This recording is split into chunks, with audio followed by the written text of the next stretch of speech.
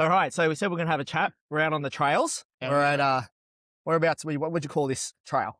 Up on the Forest Walk, we had a little bit of a discussion about Yeah. what the actual title was, because it's a relatively continuous trail coming from Stanwell Park all the way to Buller Tops, and then if Sublime's open, or down to Ostomy. Yep. But that comprises of several different trails, really, from Woody through to Forest Walk, Yep. which I thought was ForestPath, but Yep. we discovered it's Forest Walk. Yep. Sublime Trail, and what was the other one? Woodward. Woodward and Yep. Woodward Trail. Which we think it's a little 1K loop. Yes. So Illawarra, we've got pretty much Wollongong down the coast. So probably the lighthouses. What else we've got?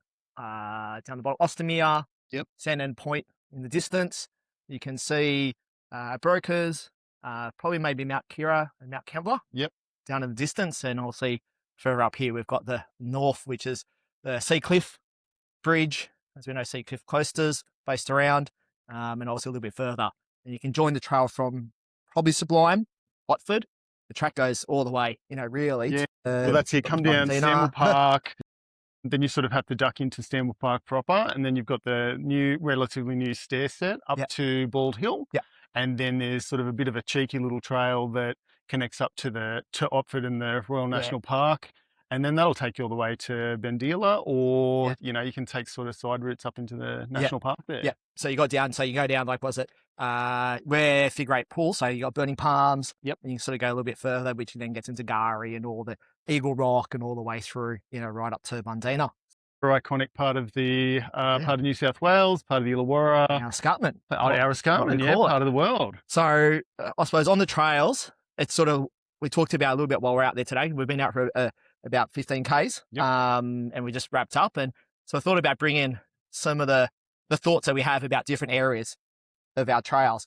And Absolutely. so this is sort of a bit of our, I suppose, training ground. I use it as, I call my sort of trail gym. It's sort of the spot that I go to when I'm coming back to, I suppose, running or starting again, because it's a nice flow. Very technical, tree rooty, rocky underfoot, which means you have to pay attention. Yep. But it's a good gauge. So you can have a flow, walking sections, get a bit of an idea of how you're, I suppose, performing over a couple of weeks back to back. And then it's used in a different way, probably for Sublime stairs. Correct. Yeah. So this actual section isn't, there's no aggressive elevation, so it is perfect, which is super pertinent for both yourself and myself, coming off the Christmas period, bit of sickness, bit of this, bit of that. So it's a good little way to ease back in, get some good technical stuff, not have to worry about too much aggressive elevation, but there is some good undulating sections. It opens up into a little bit of fire trail, lots of single track. Which we love. Yep. Some rocky sections, and it's all an official trail too. So this is well documented on the National Parks and Wildlife websites, and they've put in a lot of money over the past couple of years to making this trail, like upgrading this trail and making it better. So. Drainage wise, like, it's a lot better than it used to be, pretty boggy. When it rained, and And it still gets a bit like that. Yeah. But compared to what it used to be, it's pretty good at the moment. And for better or worse, some people don't like the stone stairs and some of the elevated platforms. Yeah. We are fortunate though, this isn't aggressively platformed. There's just a few sections that do have Probably for the benefit, for keeping that track sort of going. Absolutely, which we fully understand, like that's a conservation piece, which is key to maintaining these beautiful areas that we get to experience and train on. Yeah. So how often, during the year cycle, this is a little bit further away there now, so it's a bit of a drive from Wollongong. So it's probably about a 20-30 minute drive if you drive to the top. Yes. If you're coming from Illawarra Escarpment, it joins up. But do you come up here that often? And I'll come a few, like at least once or twice in a training cycle. Yeah. And then try to put together some little group runs. There's a really great community, like we mentioned, with the Sea Cliff coasters. Massive, awesome group of trail runners in the Illawarra, and which it started up this end of the Illawarra. Yeah. So the sort of core members or originating members are from up this end. So it is a great little spot. And it is a great like entry level sort of area to bring new people into trail running. Yeah. And it's a bit more inclusive for those who don't like that overly technical or aggressive elevation. So you can bring a lot of people into it. So it's a great spot to come. To blend and mix a few different runner abilities as well. Because absolutely. It's an out and back. So some people can decide to go 5Ks out and come back, or some people can go 3Ks. So there's a good time-based out and back area where a couple of people go, and then when you're coming back, you're sort of going to finish like a bit of a handicap. Like everyone's going to finish together around sort of the same time. Yes, that's right. Well. And some really nice lookout sections as well. So if you want to take it, if you are just coming back from injury or just taking, like you're on an easy day, you can take it easy and come and sit on this little spot. And there's a few different spots along the way. So I'd say about a couple sort of what are the mystery sort of spots that are out here. That's right. There's a couple secret spots, but there's a couple, I suppose, touristy, trail touristy people. We sort of find things to go find out on the trails. So have you got a couple little unique things that that are out there? Yeah, absolutely. Was actually stopped by further down, which we didn't have a look at today, but this morning came up for a little bit of a recce.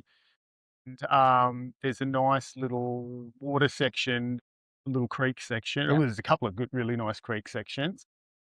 Yeah, further on when it becomes Wadi. Yeah. There's some little water features and a little swimming hole there. So that's a really nice spot. Obviously, this Sublime is the well-known and touristed sort of place where you can go and have a little look out. And when the trail itself is open, apparently it's going to be a while next year maybe. Yeah. But that's also a super well-known spot to come and really get some serious training, elevation training, where people will come and get a lot of repeats done up and down, because it's about 800-meter trail with about 300 meters elevation. 330 meters. 330, that's it. 1,100 stairs. So people know. That's right. Right, it's all in the detail. So what else is out here? So I know there's like a little ruined little house structure. That's about it's in the bushes. Watch out for the snakes, but it's probably about just under, I think, a kilometre, 800 meters in. Yep. Also there are toilet block. Used to be a good cafe for coffee and frosty fruits. Yes. And a Coke afterwards. That hasn't been here for a while. Not so much at the moment. Yeah. What I say, toilet blocks here, water. So there's fresh water up the top here. That makes it handy. Yep. And the toilet's actually pretty good, because that's always a key thing when you're out trail running. What else is out further? There's a couple detours out, and there's like a little dam. So there's a little triangle sort of dam out the back there that you can find. There is endless amount of lookouts along the track. There's a little hidden, very tight little single track you can go down that goes to open, clear area that feels like that's where they used to launch, or maybe still hang gliders from. So not Board Hill, literally only about a K up the escarpment here. There's a little sneaky one, and that's a pretty nice spot. So I'm like, normally running, sort of miss it. But it's a nice little spot sometimes to have a bit of break out as well. And just viewpoints forever. Viewpoints. Which I suppose keeps you, stimulated and going. And, that's the whole idea sometimes when you're coming out maybe for a cruisy run. Yes. Or you just need that little sort of breather. Yeah. You've been working extra hard. And if you go like down past the Wadi there, you can actually see the viaduct to the train bridge. Yep, which is a pretty little cutout, so they sort of go around and etc. Yeah. There's a few ways too to get around to if you keep going to Stanwell Top. So you've got down through Stanwell Park down the bottom. Yep. And then you've got the back section that can take you up through, I think it's the Tranquil Waters or the rec site that's up the back there as well. Recreation. It's a conference centre. Then sort of head up to Helensburgh from there. Yep. Lots of options. Lots of options. Beautiful part of the world. Yep. And we're super fortunate to have this space to be able to train on for some of those key trail races. Yep. Like there are some areas where you don't have that. You're out on the flat. At best, you've got sort of an office block that you've got to run up and down the stairs or go up and down. I suppose what we're highlighting is a mix of everything. So in the train that we've got running trail, like flowing, nice. You can punch hard trails. You've got technical stairs, technical downhill. Obviously, going a little bit further south, you also can join up to. There are up and down escarpment runs, which are not stairs, so you actually can use sort of the climb rather than having stair formation. Yep. And the weather's actually, I suppose, it's pretty tricky because you can have days that it's raining, and you can come up here, and it can be actually really nice. You can have days like today. It was probably about 28 degrees. Sort of when we started, but up here, it just feels like it's about 18, 19 sort of degrees with a nice breeze going on. And I suppose the other thing is parking. The car park is a gate. Right. So even though the gate might be closed, you can park in front of the gate early with daylight saving at the moment. But, if you're trying to get those early runs in, 5:30, 6:30s, you can sort of park in front of the gate on the side there and hold us accountable.